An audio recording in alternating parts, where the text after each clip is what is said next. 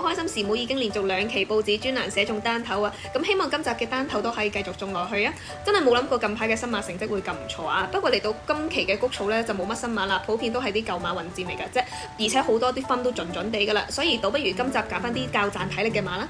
有第4場4班1000米賽事，咁今場冇乜馬走啦，預計步速偏慢嘅。首先就係3號嘅貴麗人生啦，呢隻馬本身就有班底，而且季初喺呢個路程已經贏過㗎啦。咁上仗就初降落嚟4班啦，咁沿途出就留喺3、4達到競跑啊，咁落敗都不足為懼嘅。咁今次抽翻個5檔啦，預計可以守翻好位，加上呢匹馬其實今季唔算用得好多嘅啫，所以喺4班嚟講都絕對值得俾多次機會佢嘅。另一匹就係5號嘅雷神太保啊，呢匹馬喺3班曾經都跑近過嘅。咁上仗呢雖然跑雙位數啦，但係因為佢直路受阻，翻到嚟嗰場呢係群區密籠嘅啫，佢都係輸3個零馬位到啫。咁再加上佢近3仗呢都係跑1000米嘅賽事，有少少嫌短啊，佢追唔切。咁今次多200米呢，相信都係更有利佢後上嘅。今次呢 Kisa 嘅推介就係3號嘅貴麗人生同埋5號嘅雷神太保，呢一條連贏位置 Q 應該都幾好分㗎。